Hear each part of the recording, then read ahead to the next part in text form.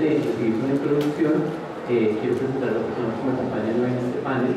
Todos son profesores del Departamento de Humanidades y Idiomas. A mi derecha está Roberto Palomino, Sergio Enciso, a mi izquierda Milena Mosquera y Oscar Urrego. Todos de formación muy diferentes. Roberto estudió filosofía, Sergio estudió en arte, Milena estudió comunicación social, y pues yo voy a moderar toda esta parte del plan de Camilo Vázquez, y mi formación está en historia y literatura. Entonces, hablando de lo sostenible, nos pusimos a pensar, bueno, ¿qué tipo de educación podemos dar nosotros y cómo aportamos a la formación hacia lo sostenible en el largo plazo? Y escogimos tres ejes que tal vez parezca que no tienen ninguna relación, pero que estamos viendo nuestro trabajo acá nosotros. Ustedes se van a poder llevar un mensaje y van a poder ir hilando este mensaje de la interdisciplinaridad. Entonces, el primer tema que vamos a abordar es esta sociedad de consumo y cultura de masas en la que nos encontramos.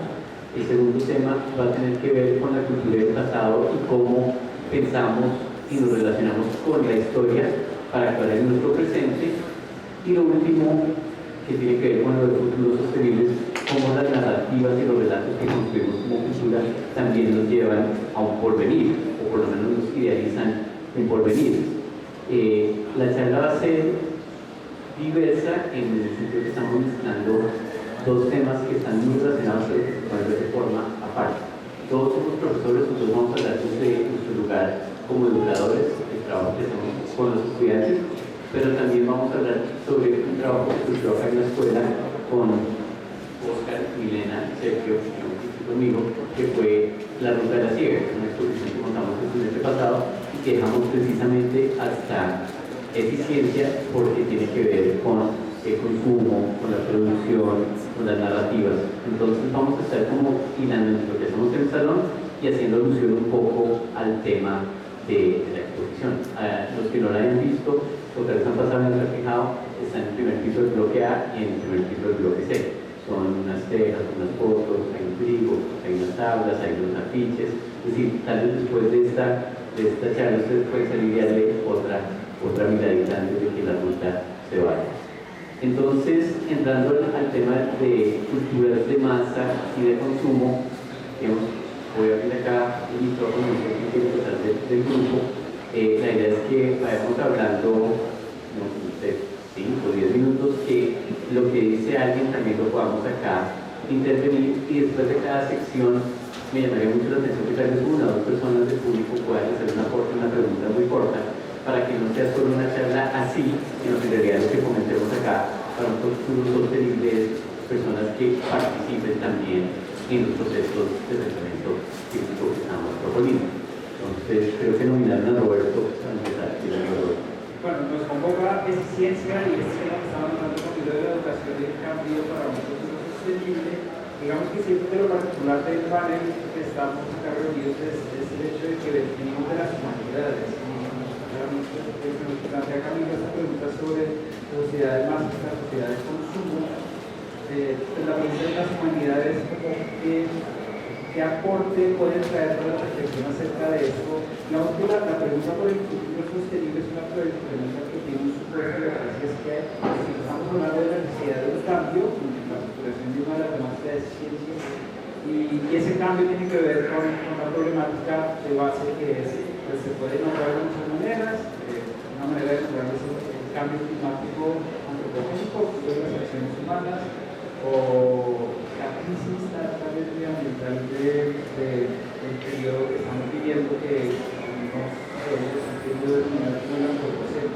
Entonces, si vamos a hablar de la sociedad de masas y la sociedad de consumo, lo que estamos hablando de las dimensiones que explican el origen de esta problemática. Es decir, existe el cambio climático, la comprensión de por qué el fenómeno del cambio climático puede aproximarse desde una perspectiva científica, como de la ciencia dura, para entender cuáles son los elementos físicos, químicos, los sitios que han sido alterados y que explican por qué están ocurriendo los fenómenos que están ocurriendo.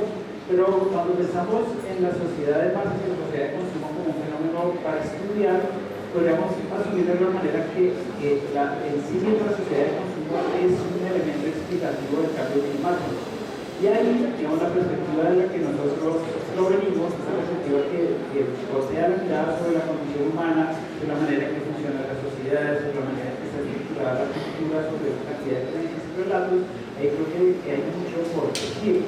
Porque digamos que la sociedad de masas y digamos, la economía de mercado, la sociedad de consumo, de alguna manera se alimenta de ciertas creencias, por ejemplo, acerca de las nociones de felicidad, de bienestar, de que vivir una vida bien vivida, que son dominantes en nuestro tiempo. ¿Sí? Como vivir bien, ser una persona que tiene reconocimiento social, es una persona que tiene la capacidad adquisitiva de la capacidad de consumir, y la búsqueda de la felicidad hoy en un periodo donde estamos que los grandes relatos sobre el sentido de la vida y como los grandes sectores sobre esto se trataba de vivir, cuando ha desaparecido, al parecer el sustituto que en este momento encontramos para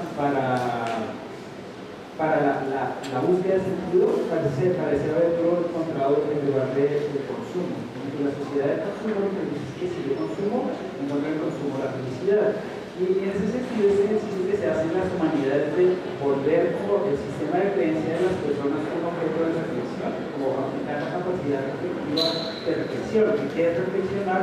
Es volver la conciencia un espejo de sí misma. Es como voltear la capacidad reflexional del ser humano para que su propia manera de entender y estar en el mundo se vuelva un objeto de reflexión. Cuando hacemos eso, entonces empezamos a tener como un paisaje de cómo nuestra manera de actuar en el mundo está moldeada por las creencias que tenemos acerca del mundo, acerca del sentido de la vida, acerca de la búsqueda de la felicidad. Y cuando hacemos eso, empezamos a tener margen sobre los detonantes internos que operan en la recreación de las formas de vida que explican el cambio climático. Entonces, eso me parece que podría ser como una de las formas de aproximarse a la vida.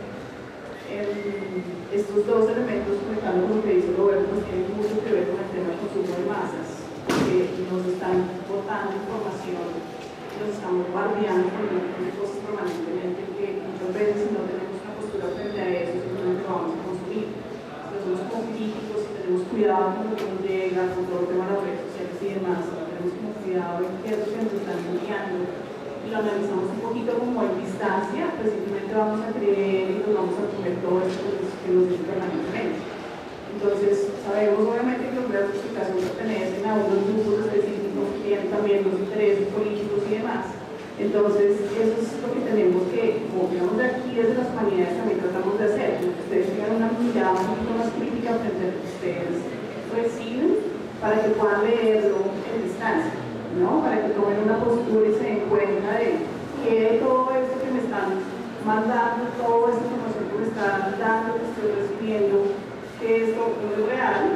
Dos, me siento me conviene para mí, para mi futuro, para mi profesión y demás, pero pues qué tanto de todo este bombardeo de información que recibo permanentemente me forma a mí como persona. ¿Cierto? Entonces ahí está como todo ese tema del consumo de masas y de la manipulación de los medios de publicidad y demás.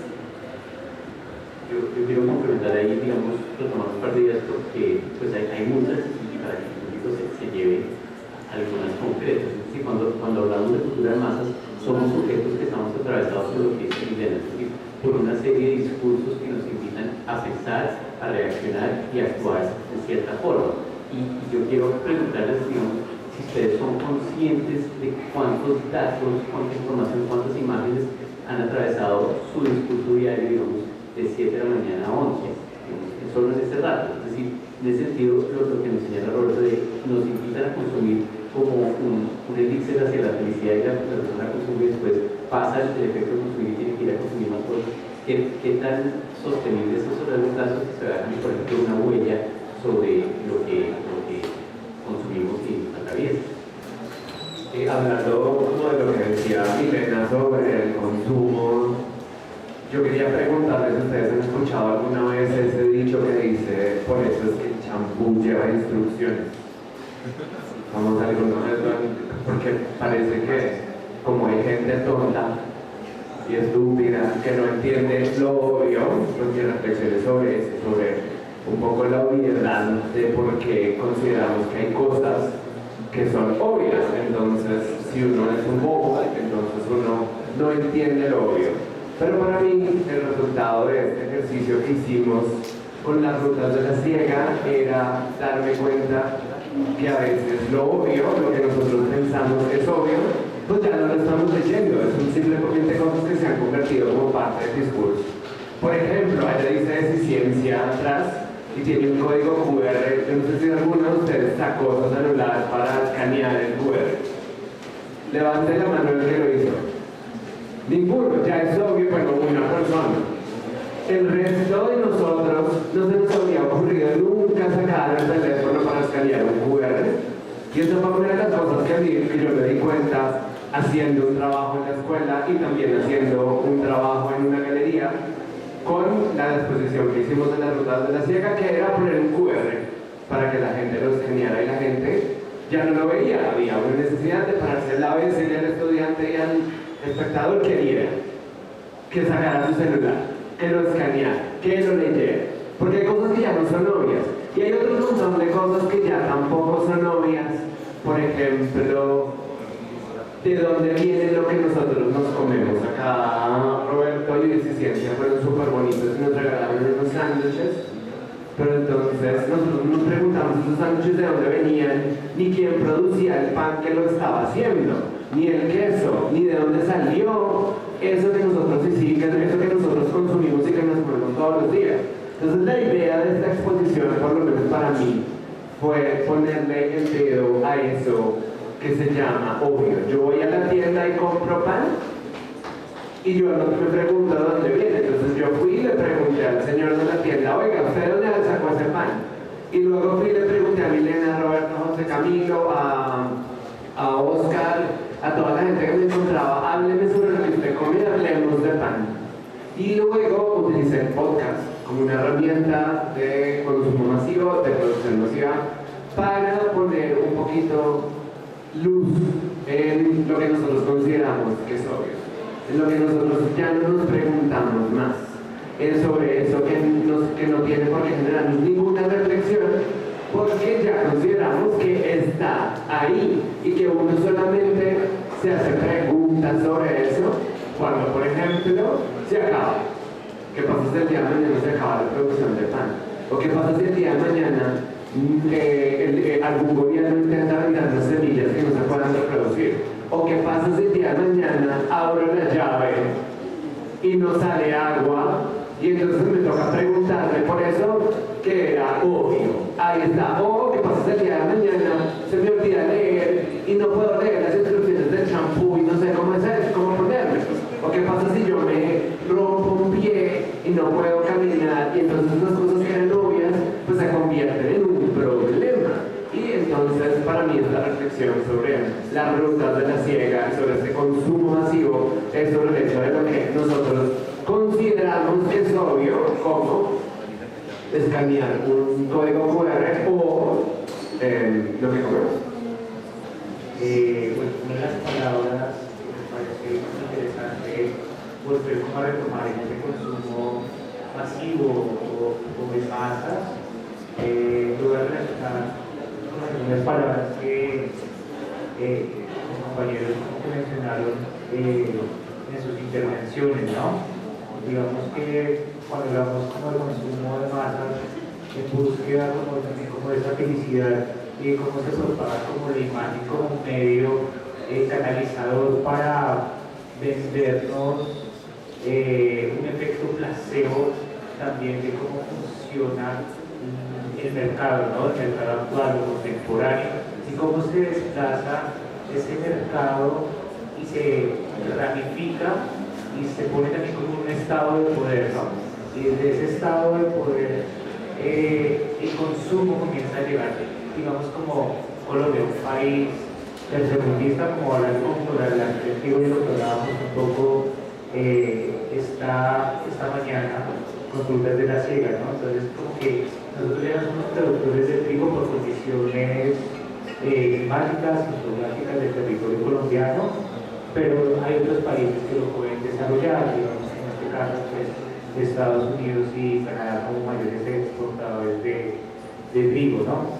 Entonces, como eso también nos permite el consumo de la imagen, como también yo decía, un poco ser sus imágenes, tener el poder del ícono que se carga simbólicamente para poder representar y poder atravesarnos a través como de la imagen y poder vendernos como una idea de lo que es lo masivo y de cómo eso puede llegar a ser consumible y que de una u otra forma nos estamos como identificados como por esa cultura y eso nos moviliza, ¿no? Pero realmente nos pertenece o que tanto nos pertenece, así como una cuestión como de pregunta ahí como esa sostenibilidad de lo masivo, pero que es una sostenibilidad que también es falsa, ¿no? Como que también cojea porque falta propiedad cultural, asociación de reconocimiento de procesos de elaboración, ese estado también como de la memoria, del pasado,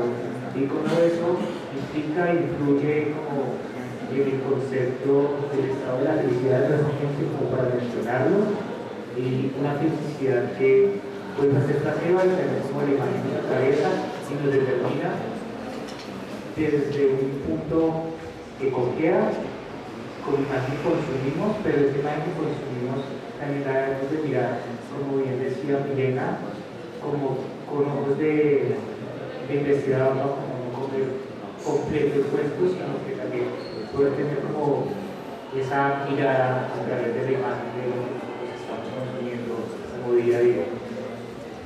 Tanto en la publicidad como en la economía en la que nos movemos de consumo, digamos que hay un campo de batalla de relatos y de narrativas, así no sean conscientes de ello. Es decir, cuando ustedes ven un anuncio en el Centro Comercial Santa Fe, cuando entra de la tarjeta del Banco Popular y un señor sonriendo teniendo la tarjeta, les están vendiendo un discurso de que tener esa tarjeta es felicidad, que con eso sí van a poder comprar lo que quieren. Nunca les cuentan otro lado del discurso, les toca pagar la cuota, que se les va a hacer más caro, etc. Pero ahí está el acto del poder discursivo. Y a mí me parece que tanto la palabra escrita como la imagen, como el video, porque ustedes, por ejemplo, consumen mucho más TikTok que yo, porque soy de otra generación y no sé consumir video como ustedes, están cargadas. Y son espacios de guerra, es decir, por convencer. Les voy a contar una anécdota muy corta sobre mi pasado para poder dar un poquito sobre la historia.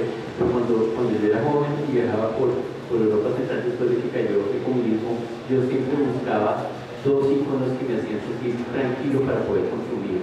Y eran los altos dorados de McDonald's y las letras de Coca-Cola. Estuviera en el idioma que estuviera, yo sentía que por lo menos se podía interactuar, encontraba algo. Y ese acto de llevar esas marcas a esos territorios donde existían es un acto de empujar una frontera y conquistar. Piénselo si miran las fotos de sus familias en los años 80 y 90. Nadie tenía ropa con marcas. Miren sus álbumes digitales de su familia. Todos ustedes son un espacio de publicidad gratuita. Es decir, es más, ustedes pagan por hacerle publicidad a las empresas.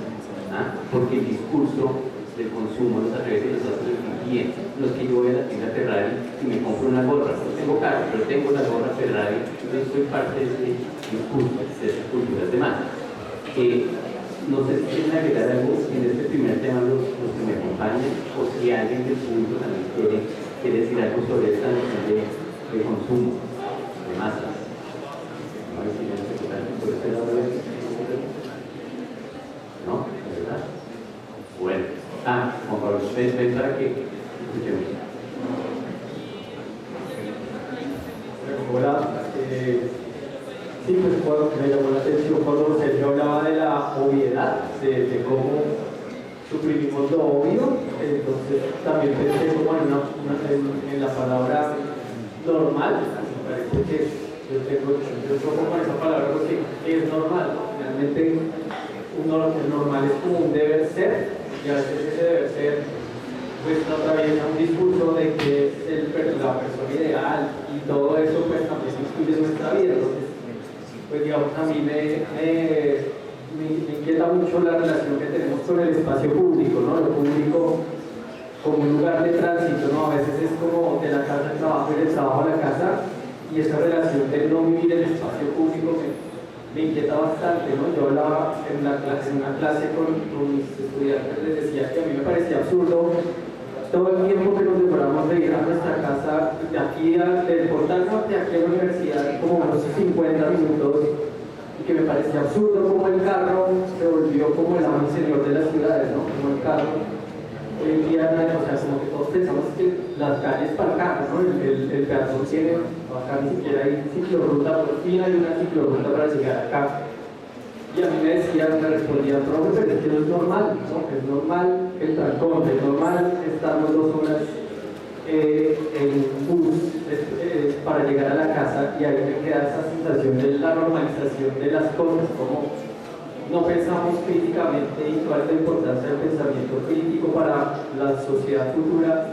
Decir, venga, no, realmente no es normal que nos demoremos tanto tiempo a llegar a la casa. Eso responde a esos discursos de que nos hace felices. Entonces el carro, nos ven en el carro, uy, qué nota, pero no nos dicen, nos muestran al tipo feliz conduciendo ese carro en una montaña solitaria. Esas publicidades de camionetas son siempre tipos felices, tipos infelices en su camioneta andando por montañas. Pues eso en la realidad no es así, ¿no? Se están vendiendo pues el lío en el que estamos hoy en día como Bogotá, que es la ciudad más trancada del mundo, ¿no? Entonces eso como que es como aportar en la ciudad.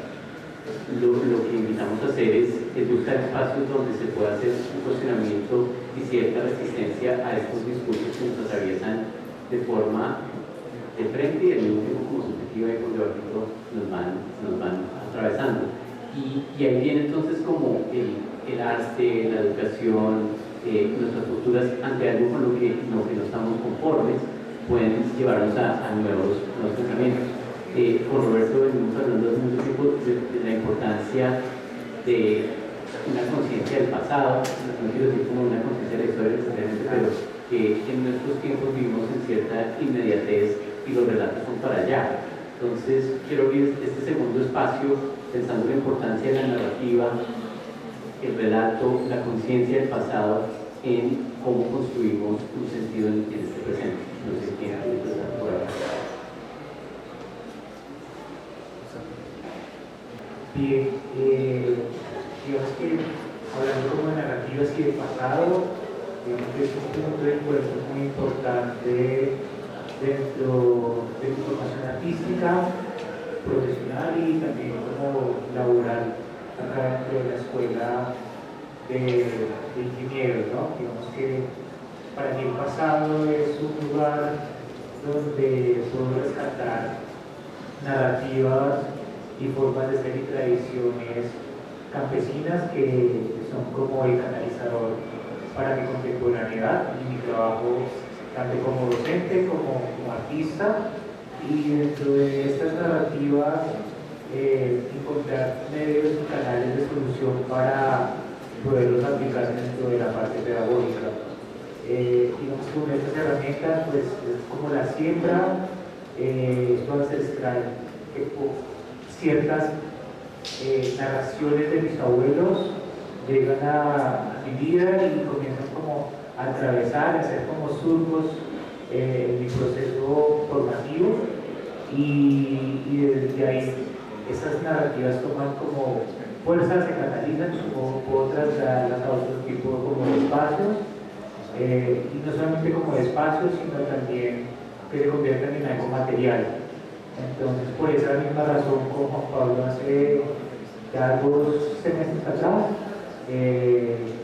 gestionamos, gracias como a Camilo y a la hora de la universidad, encontrar como un espacio, que este espacio es como la huerta, y sigo precisamente como que esas narrativas tomen fuerza no solamente desde lo verbal, sino también como desde la acción plástica, de ocupar un espacio, de poder intervenir. Ese espacio son como unos diálogos que nos atraviesen y que nos sirvan como, no solamente como para el presente, sino también como para poder proyectar cosas como hacia el futuro. Y retomando un poquito como el tema que estábamos hablando anteriormente, de esto de lo que se mueve como en masa, del consumismo y demás, también que hay otro tipo como de alternativas que nos sirven como para aterrizarnos en cosas mucho más concretas, sólidas, dentro de qué es lo que consumimos, cómo lo consumimos, por qué lo consumimos y de dónde proviene, ¿no? Creo que ese desconocer de lo que nosotros consumimos también es algo muy peligroso. Creo que si nosotros podemos identificar todo eso que está ahí, es mucho más gratificante, veamos otro tipo como de valores.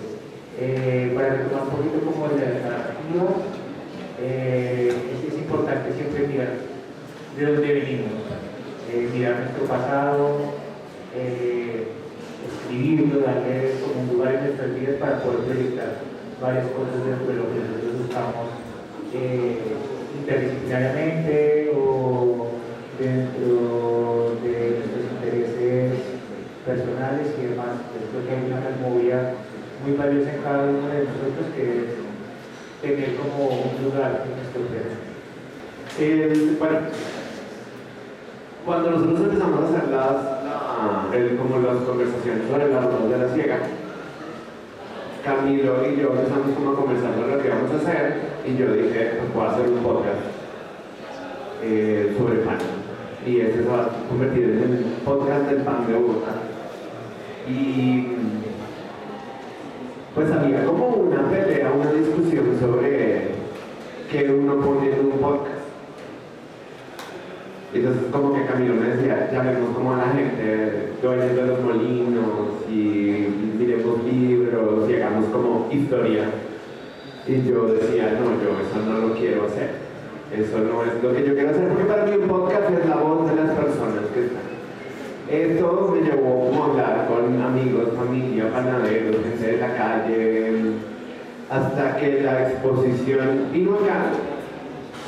Y ese podcast llegó a la escuela y eso como que explotó en una serie de exploraciones que no tenían tanto que ver con el pan, sino con otro tipo de experiencias. Una fue preguntarle a los estudiantes de la escuela qué era lo que estaba. El podcast se llama Demasiado Caro. Entonces había que preguntarles a los estudiantes de la escuela qué era eso que estaba tan caro. Si no saben, tienen que ir a escuchar el último episodio del podcast. Pues no se los voy a decir acá, pero eso sí llevó a la construcción de una narración que venía, la hice yo, que yo edité, pero por lo menos 25 estudiantes de la escuela me sacaron a decirme, no puedo comprar esto, no puedo comer esto, tengo que ir a esta parte, tengo que ir a otro lado, y eso para mí tenía un valor que era el de la voz de los estudiantes, decían que era lo que estaba acá. Y luego también tuvimos unas experiencias como el podcast de Radio Bichota, en el que los estudiantes de la escuela hablaban sobre empoderamiento, o decían que era una bichota, o hablaban sobre la forma en que se relacionaban con la escuela. Y para mí era muy importante, sobre todo, no el hecho de resumir de nuevo, como hace uno en clase, que entonces el profesor lo pone a uno a leer la Constitución y el libro que dice tal cosa, y vuelve ya le escucha a un viejito que ha hablado por décadas.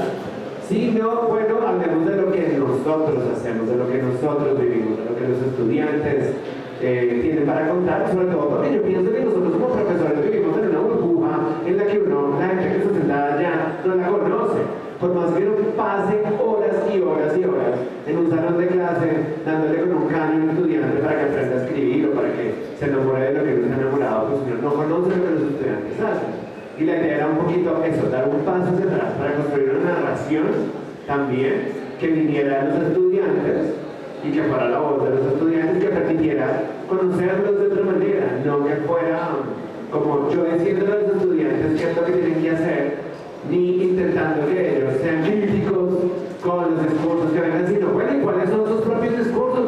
Ustedes que son tan inteligentes y lograron llegar hasta un salón de la Escuela Colombiana de Ingeniería, ¿qué es lo que tienen para decir? Y pues esa sigue siendo mi pregunta. ¿Cuáles son sus narraciones? ¿Qué es lo que les duele? ¿Qué es lo que les molesta? ¿Qué es lo que les gusta? ¿Cuál es la música que bailan? ¿Cuáles son los programas de televisión que ven? ¿Porque lloran? Porque me he encontrado estudiantes llorando en los corredores, yo no sé por qué. Y luego no le cuentan a uno, y como hace uno para conocer a los estudiantes, si no producen sus propias narrativas. Y para mí esa sigue siendo la pregunta después de terminar 6 meses de trabajo en la escuela y 6 meses con las rutas de la ciega, y esa sigue siendo mi invitación. A mí me parece muy importante el recuperar la capacidad de reflexionar sobre la dimensión temporal de nuestra experiencia.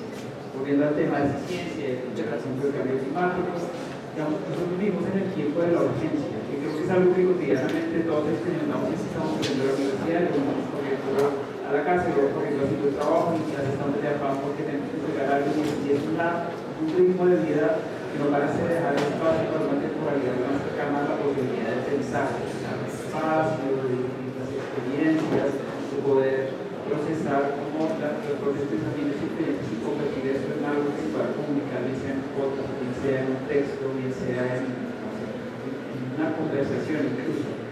Y hay algo muy interesante que a mí me parece que es bien valioso que hacemos desde las humanidades, es como expandir el horizonte temporal en el que nos movemos, porque la urgencia es como que no tenemos pasado y todo es para allá. También muchos de los relatos sobre el cambio climático dicen que el fin del mundo está aquí, ¿vale? Como que uno puede estirar la mano y lo va a tocar, y eso no es indiferente. O sea, si uno cree ese relato, uno empieza a vivir de una forma en donde hay que construirlo todo ya porque ya se acabó el mundo.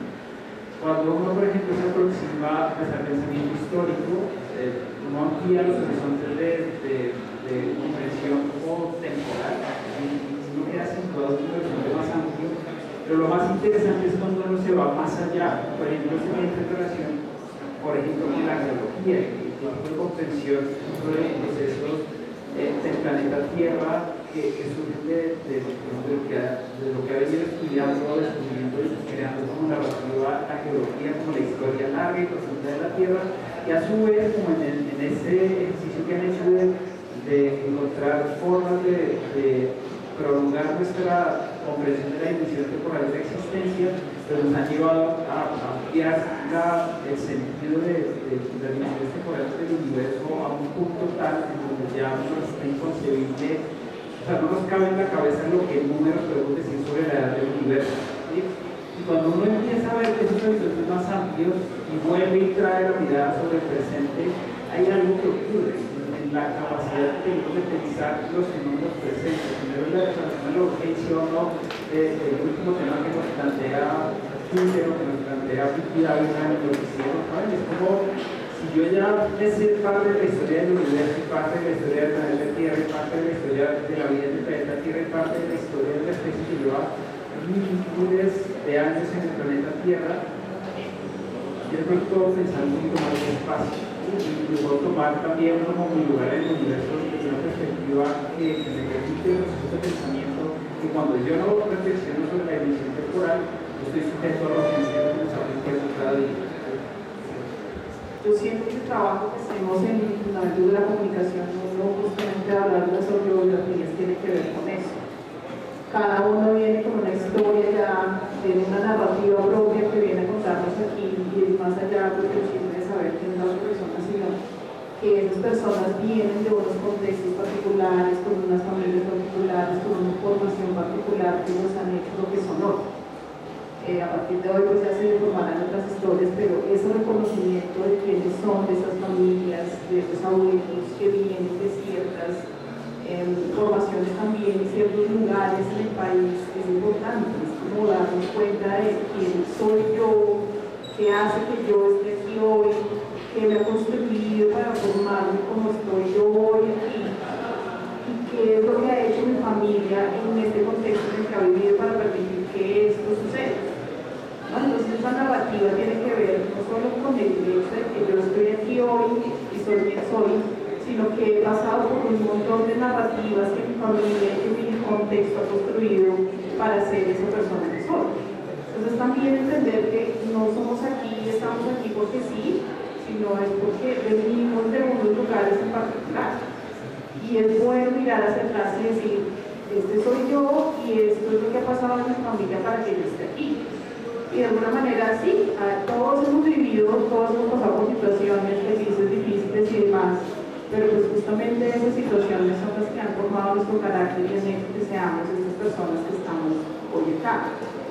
Entonces es también ver el país desde otro lugar, porque a veces sí, está la historia, nos hablan de la historia y de todo lo que ha formado la historia del país, pero cómo ha vivido mi familia esa historia que ha formado el país en el que habito hoy.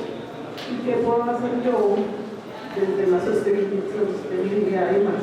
¿Qué puedo hacer yo para que este país que me ha formado pues tenga también una base sólida para lo que se va, para lo que viene a futuro? Entonces eso para mí es la narrativa, no solamente una narrativa que está allá o la narrativa que se ve como siendo, tenemos que dividir, producir un producto específico, sino esta narrativa que yo cargo de historias de vida, de pasados, de gente que ha tenido que ver con información en mi familia y cómo conecto yo con esos contextos en los que he crecido y esos contextos que han hecho que mi familia sea también la que es. Yo creo que en el ejercicio de las Rutas de la Silla, Milena, Oscar y yo hicimos un trabajo de historia familiar, digamos que en cierto sentido, aunque se ve algo que está allá en el muro, expusimos, digamos, muchas cosas de nuestro propio ser. Y lo que mencionaba Roberto al comienzo de cuando uno como que para un segundo y mira al espejo, pues es también fruto de una serie de procesos muy largos. Y me empecé a buscar una serie de preguntas y quiero que se las vayan imaginando. Yo quiero que se imaginen siendo sus papás, estoy seguro que se pueden imaginar a sus papás, imagínense a sus abuelos. Y ya tal vez algunos tienen, no los conocieron de ninguna forma. Ahora imagínense a sus bisabuelos, a sus tatarabuelos. ¿Quién puede nombrar todos sus tatarabuelos, tatarabuelos? Si un médico llega y les dice que se hizo su historia genética, estoy seguro que no podemos llegar más atrás de 60 años. No tienen ni idea de qué enfermedades tuvieron sus antepasados para saber si ustedes en un porvenir podían llegar a tener eso o no. Entonces, imagínense que estoy hablando de 4 o 5 generaciones, en 5 generaciones, no sé, una generación papá y mamá 2, abuelos 4, bisabuelos 8, tatarabuelos 16, tatarabuelos 32, y tatarabuelos una generación más son 64 personas, después 128, después 256, y no mido más allá de 150 años, es decir, podemos estar hablando de la independencia de Colombia, y ustedes no saben de dónde viven ustedes mismos, parados acá, ni cultural ni genéticamente. Y no sabemos, digamos, el proceso que se tuvo que vivir para que ustedes estén acá. Y ahí es uno de los temas que a mí me llama la atención, que es como esa amnesia permanente en la que vivimos, porque el presente es tan rico en datos que consumimos que vivimos como conectados con la boca abierta a una pantalla, consumiendo de la hora. Y solo hay una hora. La cosa es que siempre vamos a estar de una hora, pero como actúen en esa hora, pues va a generar una expectativa del porvenir. Y con eso conectamos con el tercer tema. Pero antes de pasar al tercer tema, no sé si alguien de acá del panel o del público quiere mencionar algo, si algo que les llame la atención, si están pasivos consumiendo los datos de acá o ni siquiera están consumiendo los datos, si algo que decir. Bueno, entonces, pues pasemos con cierta ansiedad de mirar acá hacia el porvenir, si no tenemos un ejercicio del pasado. Y es como esa propuestas de los relatos y las narrativas que nos crea un horizonte. Y creo que, digamos que tenemos diversos horizontes, desde el quehacer, por ejemplo, artístico, desde el quehacer de las narrativas y desde el quehacer desde la educación. Entonces, no sé quién quiere abordar el tema del porvenir primero. Primero, bueno, varias cosas. Primero que estaba nombrando estamos en un momento en el que la cultura de masas está perdiendo esta idea de que el fin está cerca. Ha habido intentos muy interesantes también como probablemente la geología que hace el reloj, como el reloj de la historia del universo, mirando un reloj, y es interesante que el presente de ese reloj es como está llegando como a la medianoche. Eso también de alguna manera como que promueve en el imaginario la idea de que el fin está cerca también. Y eso es un imaginario que tiene efectos sobre nuestra manera de estar, de actuar y de proyectar como horizontes de porvenir. Entonces, en ese sentido, pensar las representaciones que usamos sobre el tiempo es algo que es un ejercicio bien importante, un ejercicio para entender cómo imaginamos qué es la estructura del tiempo, cuáles son sus dimensiones, cómo se mueven, para entender las particularidades de la cultura en las que nos movemos, pero también porque cuando uno mira de dónde surgen esas representaciones o las nociones que tenemos sobre la lógica de la historia, que sabemos en la filosofía de la historia, a veces en las culturas suele haber relatos dominantes sobre qué es la historia y cómo está estructurada la historia, y digamos que hay una discusión vieja sobre cómo la modernidad se creó con la ilustración y digamos, como toda la imposición de la cultura occidental sobre el sistema de creencias de muchas personas, la idea de que la historia es una línea, ¿no? que viaja en una dirección y tiene como un fin conectado con la noción del progreso, y cómo desde esos centros dominantes de construcción de conocimiento se interpreta distintas culturas y distintas formas de estar en el mundo como culturas que están en distintos lugares de esa línea progresiva del tiempo y que, digamos, interesante sobre todo esa visión es que lo que se hace cuando uno asume que algún contemporáneo está quedado en el tiempo, lo que se está asumiendo ahí es que ese contemporáneo no es alguien que es capaz de crear horizontes de porvenir autónomos, como que es capaz de imaginar un horizonte de porvenir distinto a la línea que orienta la historia hacia el progreso y hacia las significaciones y el desarrollo de las cosas productivas. Entonces, es como que el relato sobre la historia única de la humanidad homogeniza en la práctica a la humanidad, porque entonces terminamos viviendo en los países subdesarrollados porque estamos quedados en el camino que debemos seguir para ser como los países desarrollados. Entonces, reflexionar sobre eso me parece muy importante porque pues nos permite ver ese tipo de constreñimientos que colectivamente asumimos, que hoy se manifiestan como, por ejemplo, en lo que el ejercicio pasado, que hablamos un poquito de eso hace un año, un año, que era sobre la quinta revolución industrial. Entonces, ¿cómo estos discursos sobre viene la quinta revolución industrial? Y entonces, ¿qué tenemos que hacer como institución? ¿Qué tenemos que hacer como humanidades para estar a la altura de este proceso histórico que ocurre a pesar de los seres humanos, y que es como un tren que viaja inevitablemente en una dirección y no se monta o se queda colgado sin ser desarrollado? Cuando ese tipo de discursos tienen fuerza sobre la manera en que nosotros entendemos la realidad y empezamos a diseñar nuestro hacer, lo que terminamos haciendo es como concretando lo que el relato está diciendo que va a ser la historia.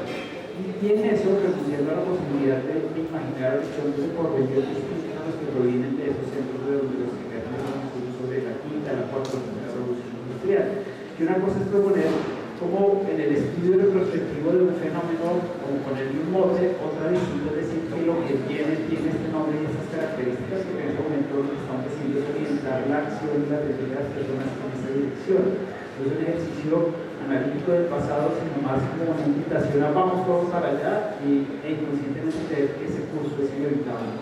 Ahí, como yo lo he tomado mucho de Sergio, como algo que es muy valioso y muy fértil es este estudio sobre la ciencia ficción, sobre la literatura y la fantasía que juega a partir de horizontes presentes, imaginar horizontes de porvenir, un ejercicio de simplemente como de poner en práctica la capacidad de crear horizontes de porvenir y ojalá estén sujetos a este tipo de narrativas normativas que estrechan las posibilidades del ser humano. A mí esta pregunta me produce el físico pánico y se lo he preguntado a mis estudiantes. Muchachos, ¿ustedes saben qué es el cambio climático? ¿Ustedes saben el futuro que nos espera? Y entonces mis estudiantes responden, pues estamos jodidos. ¿Sí o no? La mayoría tenemos ese pensamiento.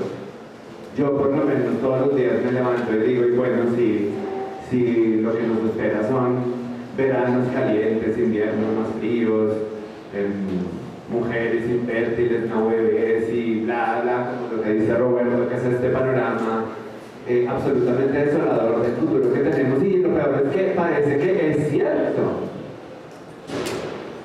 Y entonces la pregunta es, bueno, ¿yo cómo cambio eso? A través de mi práctica artística, a través de mi trabajo académico, a través de venir a la universidad y estudiar ingeniería civil, a través de escribir libros, a través de tener novios y novias, a través de ¿cómo hago yo para mejorar eso? Y la verdad es que yo no tengo respuesta, no tengo ni idea. O sea, yo sí creo verdaderamente que estamos jodidos, o sea, ya. No hagan nada, renuncien, váyanse, no, pero digamos que sí creo que tiene que haber algo que nosotros podamos hacer en el nivel micro, porque el gran futuro del planeta parece que depende de las grandes empresas y las corporaciones y las grandes familias, pero entonces a partir de la práctica que uno hace, si hay algo que se puede cambiar. tal vez, lo hablamos mucho con Roberto haciendo el podcast, que era el consumo de plásticos, que nosotros sabemos que consumir plástico está mal. Los animalitos que nos gusta comernos y los que no nos gusta comernos están invadidos de plástico. Entonces, ¿por qué no dejamos un poco de consumir plástico? No sé, hay otras formas, la fast fashion, toda esa ropa que nos ponemos que dura un mes, pues entonces dejemos de consumirla. Para mí parece que la solución es cambios en el consumo, eso es lo que puedo decir. Pero de resto pienso que la cosa es tan jodida que no tengo ni cómo agarrarlo, ni cómo, o sea, si no podría salir a tirarle piedras a Transmilenio a ver si de pronto tengo el cambio climático y no lo voy a hacer. O si de pronto voy a me paro al frente de la Plaza Bolívar a decirle a Claudia López algo, no lo voy a hacer, o a Petro, decirle, Petro, por favor, ayúdenos a cambiar, usted que es de izquierda, eso nada sirve, parece que nada se está sirviendo, y entonces nosotros, o yo, ¿qué voy a hacer? Y yo, de nuevo, porque como que esta charla y este trabajo no me queda ninguna certeza que no sea, bueno, y hacerme preguntas sobre cómo es que hay algo que yo pueda hacer. Yo siento que lo hice a través, de nuevo, de conversar con personas y encontrar personas que me están diciendo que hacen cosas, como por ejemplo Oscar, que trabaja sembrando, produciendo su propia comida, o personas que se encargan de hacer difusión, activismo, dentro de un contexto que parece que es demasiado pesado. Y como dice Roberto, también, así como nosotros ya sabemos que estamos jodidos, ¿qué pasa si nosotros nos imaginamos un futuro para nosotros? ¿Qué pasa si nosotros pensamos que bueno, nos toca vivir con el calentamiento global, pero qué pasa si nosotros nos imaginamos esos resultados posibles que no son el de estamos jodidos y no hay nada que hacer, entonces más bien cojo mi celular y me quedo viendo TikTok hasta que me duele la mano, y después paso al porno y luego paso a Instagram y luego paso a otra cosa, entonces me nublo ahí, sino pues, ¿qué pasa si yo me dedico a producir esos TikToks en los que yo hablo sobre esos temas? ¿Qué pasa si yo produzco mis propias narraciones y mis propios cuentos sobre esos futuros posibles en los que yo también quepa como persona, como hombre, como mujer, como persona no binaria, como lo que sea, como negro, como blanco, que son esas narraciones históricas que nos han negado la participación y que nos han llevado también a nosotros a decir, pues que a mí no me importa, yo no tengo ningún poder sobre eso.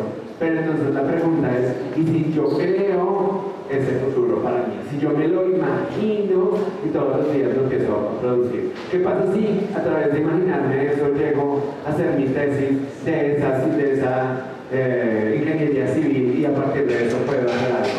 Y yo pienso que hay una herramienta que viene de mi carrera y es esa, la de la imaginación. ¿Qué pasa si yo me creo ese cuento y lo imagino y lo desarrollo en mi cabeza hasta que tal vez crea que hay algo que pueda hacer? Una cuñita acá pensando en imaginarse ese futuro, porque pues hay que hacer algo, ¿no? En el marco de eficiencia estamos en la cafetería vieja armando unos murales con esas ideas que ustedes tienen para un mundo sostenible. Entonces hago acá la pregunta porque como colectivo también podemos imaginar, hay cosas que se pueden hacer. Entonces si ven a Oscar por ahí en la cafetería, entran, participan, es abierto a todo el mundo porque en el imaginar está el comienzo posible actuar también, ¿no? No es como pensamos que no podemos hacer nada, precisamente estamos en estos espacios para pensar futuros sostenibles posibles. Ayer escuchaba yo la noticia de que hay un estudio reciente en una universidad de Inglaterra, no me acuerdo cuál, que ya supuestamente está comprobado que en 250 años ya no va a existir humanidad y la mayoría de las especies sobre la Tierra pues van a morir porque pues va a ser como una gran masa de tierra sin agua, sin ríos y demás. 250 años. Entonces, 4 o 5 generaciones a futuro. No, pues ya.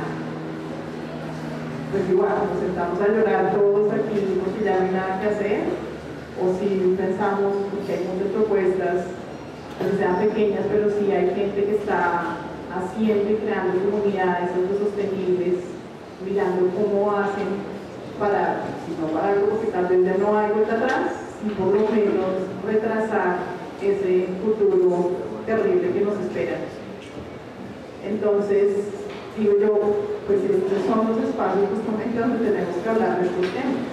Ustedes, futuros ingenieros industriales, mecánicos, economistas, matemáticos y demás, no es que digamos la responsabilidad, pues ya no, porque la responsabilidad sí, de todos nosotros y todos los que hemos hecho que las cosas estén como están. Pero es el mirar qué se puede hacer hoy en un país como Colombia, con todo el potencial que aún tenemos y todos estos recursos que aún hay. ¿Cómo hacemos para crear una convivencia más sana con esos recursos? ¿Cómo hacemos para no acabar con esta naturaleza que aún persiste en nuestro país?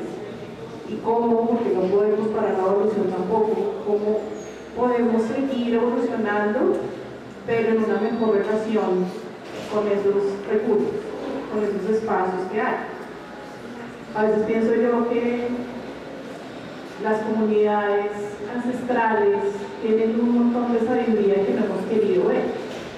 Estas personas tenían una relación con la naturaleza muchísimo más sana, entendían cómo eran los cambios naturales, los ríos, la luna, en fin, todos estos cambios que se daban psíquicamente y tenían una mejor convivencia con ellos. ¿Qué pasa si de alguna manera podemos volver a entablar comunicación con estas comunidades y tratamos de hacer algunos proyectos que nos ayuden a ver un futuro un poquito menos incierto y triste? ¿No? Recogemos como toda esta sabiduría que hay allí en el campo y en muchos lugares rurales y pensamos en cosas que se puedan hacer. Hay mucha gente en el mundo, universidades que están trabajando en estas nuevas técnicas para poder desde todas las disciplinas posibles integrar conocimiento para que podamos de alguna manera retrasar este futuro que les espera a las generaciones que vienen. Yo ya soy viejita, no tanto, pero los que vienen y los que tienen pensado tener hijos y demás, como que dicen, bueno, que les espera a estas generaciones. Entonces sí, la invitación es hay comunidades que viven haciendo cosas para mantener una mejor relación con la naturaleza. Entonces es pensar ustedes desde sus futuras profesiones, ¿qué se puede hacer? ¿Qué podemos nosotros empezar a hacer aquí desde la escuela para crear un mañana realmente sostenible? No sostenible de papel y de la propaganda, sino en serio, ¿qué podemos hacer para que podamos alargar un poquito más la existencia de la vida en este planeta? Bueno, esta palabra es muy complicada, como el último tema que estamos abordando, porque nos habla como de una percepción y también una noción del futuro, ¿no? El futuro que como mis compañeros han mencionado es muy incierto y genera muchas inquietudes de cómo podemos habitar y estar como en un espacio. Yo lo resumo un poco también como lo que dice Sergio, ¿no? Espero no equivocarme, y es como en estos procesos un poco individuales, pequeños, en escalas muy micro, donde se pueden como arrojar precisamente ideas innovadoras apoyadas precisamente de esas narrativas y de ese pasado que nos acompañan, que están presentes en cada uno de nosotros. Yo creo que el esfuerzo más grande que podemos hacer es precisamente caer en ese pasado, reconocerlo y tomarlo como un punto de partida para poderlo plantear no solamente en nuestras profesiones, como yo decía Miguel, ¿no? Digamos que estos cambios interdisciplinarios hoy en día están tomando mucha más fuerza dentro de la pedagogía. Entonces, desde la ingeniería civil podemos adoptar prácticas ancestrales de construcción, de nuevos materiales que pueden coexistir con la nueva arquitectura, los nuevos diseños, nuevas formas edificar y demás, y ver cada uno a partir, a partir de cada una de nuestras propias disciplinas, poder investigar. Y creo que apropiarnos de esas narraciones, de esos lenguajes, de esas prácticas que nos pertenecen por derecho y que a veces nos da miedo tomarlas por derecho, apropiarnos de ellas y desde ahí comenzar a transformar un mundo en escalas micro para poder pensar que puede haber un futuro como posible. Yo creo que hay un camino interesante y retador para cada uno de nosotros, pero creo que es parte precisamente de nosotros mismos en cómo miramos, revisamos y proyectamos. Sí, solo un poco acá para contrarrestar un poco la práctica. Digamos que, es decir, a veces genera mucha cuestión de saber qué hacer, cómo hacemos. Yo creo que la pandemia nos dio, pues la pandemia tuvo cosas muy terribles, pero tuvo cosas muy maravillosas. Y para mí una de ellas, como yo estaba en este estado, hasta que hubo una cuarentena, dije, es facilísimo. O sea, resolver el asunto implica parar. Y parar es algo que está en manos de todo el mundo. Claro, lo difícil es que seguimos en la mentalidad individual, en la lucha mía contra el mundo. Hay que empezar como colectivamente llegamos a esos acuerdos. Pero, es decir, detener lo que está ocurriendo no implica generar como desarrollo de la ingeniería y botar aerosoles a la atmósfera para que no entre el sol, para que no se caliente. O sea, esa es la misma dinámica que está generando el problema. Necesitamos nuevamente la dimensión temporal de la crisis. ¿Qué es lo que pasa con esta aceleración sin capacidad de pensar? Si paramos y miramos cómo la vida resuelve los asuntos, la vida como fenómeno del que nosotros hacemos parte.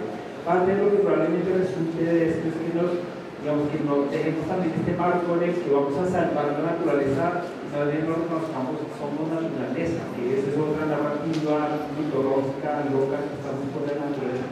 Somos parte de la naturaleza, y reconocernos como tal, como que eso ya propicia una relación más cercana, más humilde, que probablemente como que permite frenar ese intervencionismo. La realidad, dice, no recuerdo quién es, pero un teórico social que dice que la realidad es como la realidad social, es como un queso gruyere. Queso gruyere es este queso que está lleno de burbujas por dentro. Y hay territorios de la realidad que están muy estructurados, ya muy institucionalizados, regidos por unas lógicas de temporalidad, de relaciones de poder, pero hay un montón de espacios que no lo están.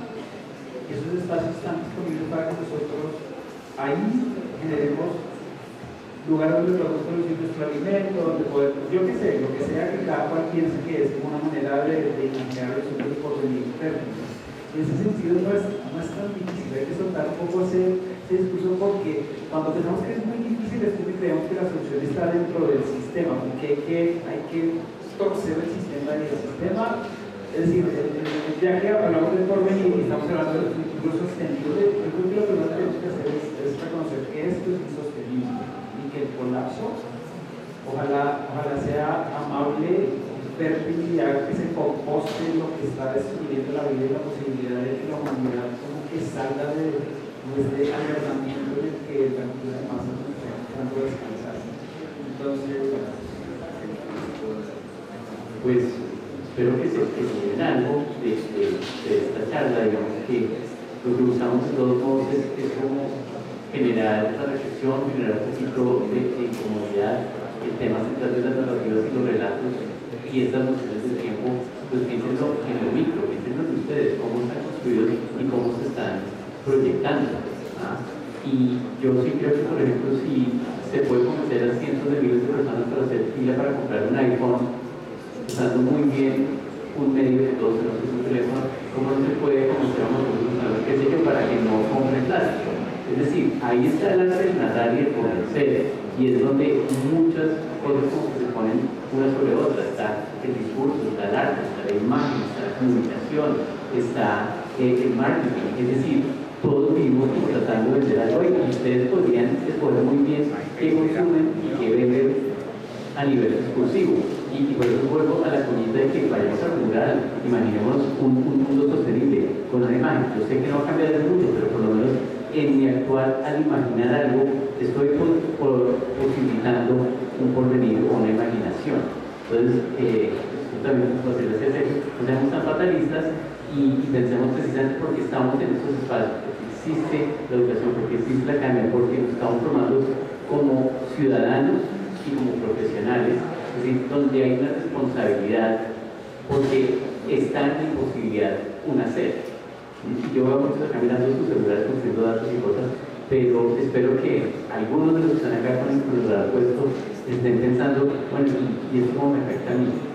Y llévese eso. No sé si antes de pedir el abrazo hay alguien que quiera decir algo acá al público.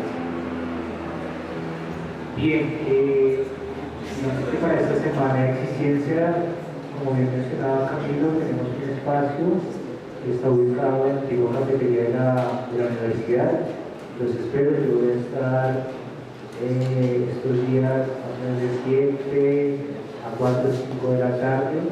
Es un espacio que nos pertenece a todos como comunidad para poder intervenirlo y pensar precisamente esta palabra de sostenibilidad, de cómo una imagen no, la imagen no pretende cambiar el mundo, pero sí tener un punto de iniciación muy propio de lo que nosotros imaginamos como eso que imaginamos lo podemos catalizar en una imagen para poderla proyectar dentro de un ámbito pues, académico, formativo y nada, la idea es como que esto sea una invitación para que ustedes nos acompañen en este espacio.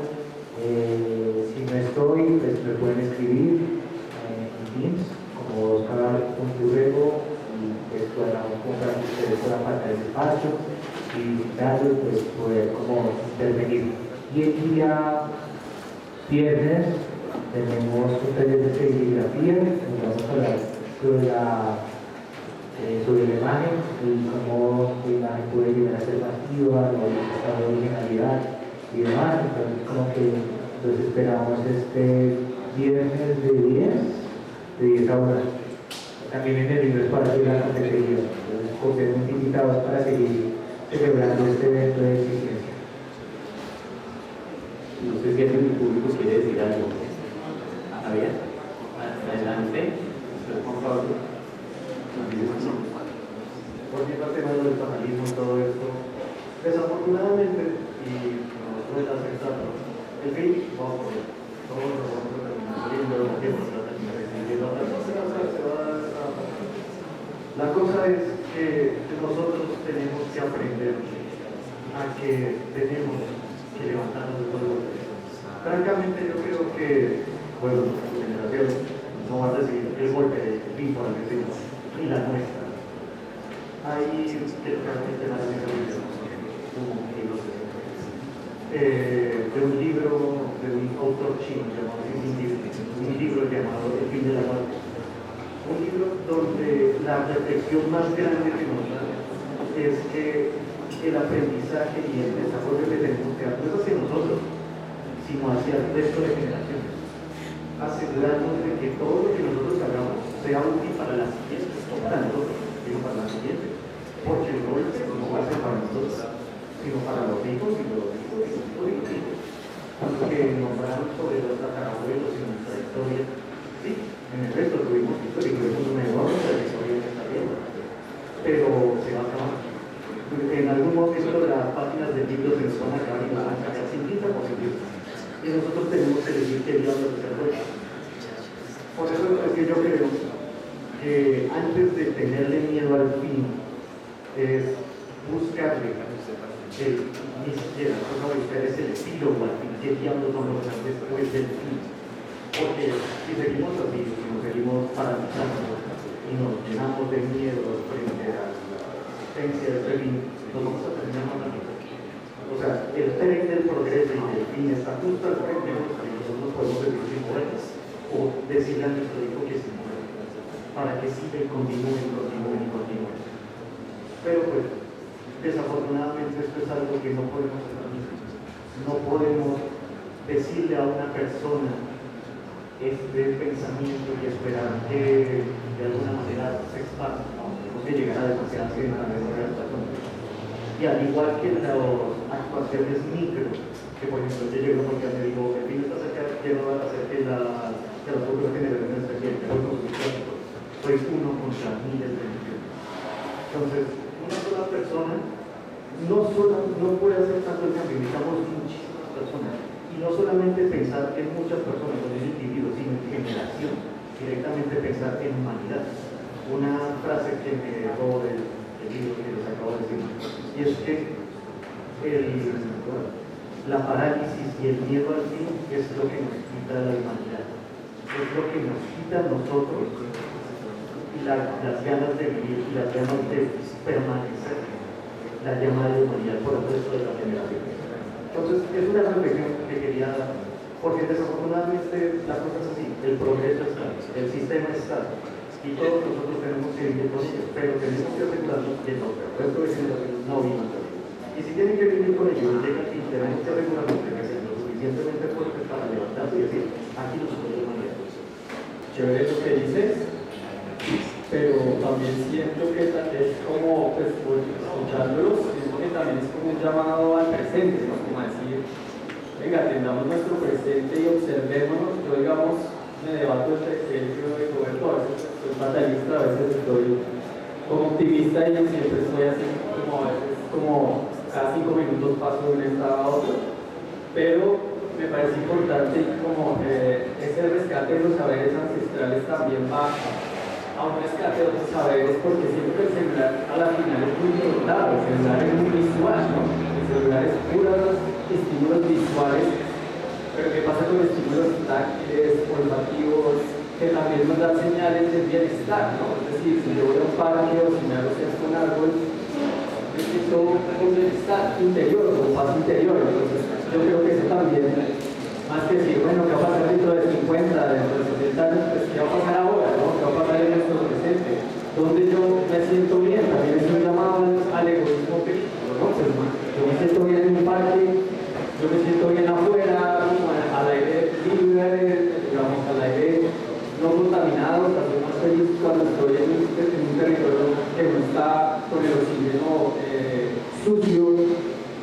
Entonces es un llamado a observarnos más por dentro, ¿no? Cómo están nuestras emociones, cuando Sergio les dice, bueno, ¿por qué lloran?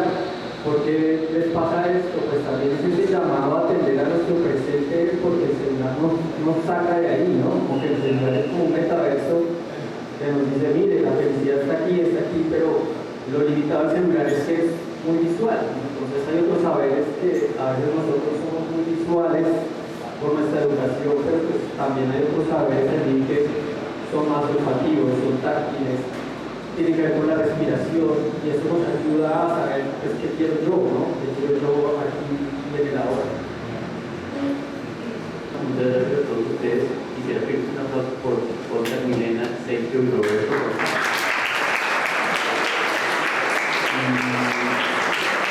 Esperamos que disfruten ese cliente, pero que les deje sembrada como la duda, ¿no? Que de acá salga algo que los mueva, respetando el tiempo.